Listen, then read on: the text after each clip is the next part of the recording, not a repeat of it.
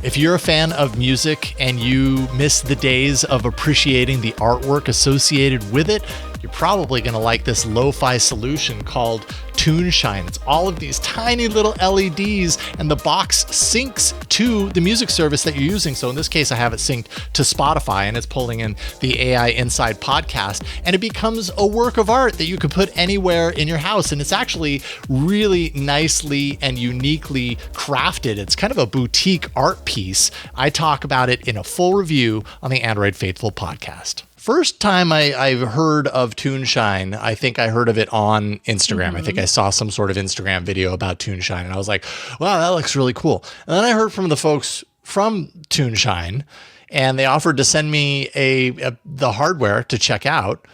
And I gotta say, it's really super cool. So I'll explain a little bit about what this is, and then I can kind of show it off. In fact, I do have right in front of me here on my desk TuneShine. Oh goodness. Oh goodness. Is it playing Yellow Gold? What a great album, everyone. That's a really good album. Y'all should check it out. So what is TuneShine? TuneShine is a 6.3 inch square screen device. You can kind of see it's kind of got a wood surround at the wood base, rather, kind of a plastic, kind of fitting on top with 64 by 64 RGB LEDs in it. So 4096 LEDs. And it's you can see it in my hands. It's not gigantic. It's also not small. It's big enough to be kind of a cool little decoration in the room.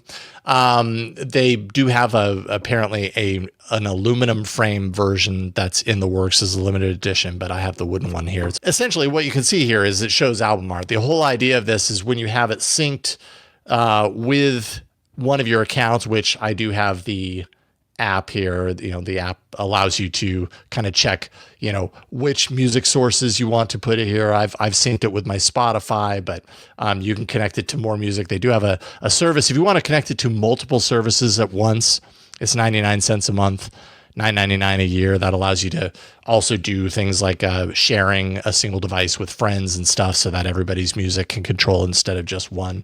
But for me, I wouldn't need that necessarily. But it works with Spotify, works with Apple Music, Sonos, Last.fm. Essentially, once you've given it kind of the sync to, in this case, Spotify, I can go into, we'll go into Tangled, because my kid often listens to my Spotify account when we're in the car. And so she hijacks my phone. This is what I'm saying. Actually, I listen to Tangled all the time. And it pulls up automatically the image of the album art that is playing on your account at any time. So you could have this parked in your living room next to your stereo, if you happen to have a stereo, or just parked in your living room or wherever as like a piece of art. And anytime you happen to be listening to something on a service that's synced to it, it automatically comes up. It's a little like, I noticed that through the camera, it makes it look kind of hard to see because I think it's really close. Yeah. If I could get more distance, remove the camera further away from this, it becomes a lot more clear. You see less of the pixelated quality and you see more of the actual image. When you're up close, you just see a lot of the like straight pixels and everything. But it is super cool. I absolutely love it. Do you have any other artists to show us? Well, let's see here. Okay, so this is My Bloody Valentine. Not that exciting. What is the artist that you listen to? Joost? What? Joost what? Joost Klein. Joost. Okay. Joost. He's right there. Europapa. Joost. That's him. First thing. Joost.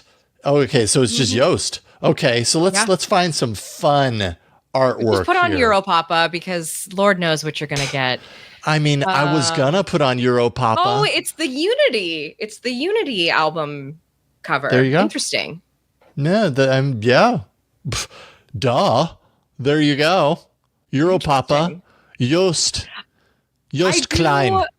I do like this for like a living room, like entertainment setup. I feel like this would look really nice on the wall in like a mid-century style home, or even maybe a maximalist home that has a lot of, gadgets and toys all around. I feel like totally. I have a Divoom thing that is kind of like this, but it's not as pixelated, so it cannot produce this kind of album art.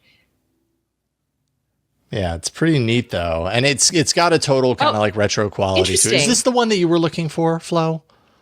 Yeah, because the single was not on the album when it was originally released, because the album didn't exist yet, and so that's why it was curious to me that I was giving you the album that came out after the song. It's just the one that appeared at the top. So I'm curious about how like the metadata comes in and such. Well, I mean, that was just Spotify, right? Like Spotify says Europapa has that. I don't know how Spotify chose that, but this is just going straight off of what Spotify feeds it. So whatever the album art is that's synced to this via Spotify, which if I go in there, it shows me that's what's going to appear here. So I don't know how Spotify does that, but which streaming services was it again, Jason? It is Spotify, Apple Music, Sonos, Last.fm. Those are the options. Oh, good. It does Last.fm. Yeah. Okay, that's great. Yeah. Because Last.fm is very malleable. It works with a lot of different services. Yeah. Totally. That's true. Great. That's true. Like I can't show you the list because in order for me to do that, I'd have to add another thing, and I don't want to remove Spotify, and then if I wanted to show it again, I couldn't. So anyways, quick little kind of throw out to this. It's $199.99. Tuneshine.rocks is where you can get one if you're interested. I think one thing that I really appreciate about this is it's totally a independent deal. My understanding is the guy who makes these, and I wish I'd written down his name to give him proper credit, but he just kind of had an idea one day. His name is Tobias Butler. There we go, Tobias, but that's right, Tobias Butler. He saw these, my memory of the story is that he saw these panels and he was like, oh, wouldn't that be weird if like we just put that on the thing? And he like did a test case and it looked kind of cool. It's kind of lo-fi looking, but also has a cool kind of quality to it. It's very colorful. It's actually more colorful in person than I'm showing on the camera right now. And like he hand installs them. He shares a lot on his Instagram how he's just like building these things and sending them to people. So I gotta, you gotta appreciate that, but pretty cool stuff. There's no speaker inside. It's just the visual quality of it. It also has actually in the app Shazam ID as a function. So, it taps into Shazam and Apple Music for music identification, and then that can feed into there based on the service that you're using. So there you go. I thought it was neat. Thought it deserved a few minutes on the show. This is Tuneshine.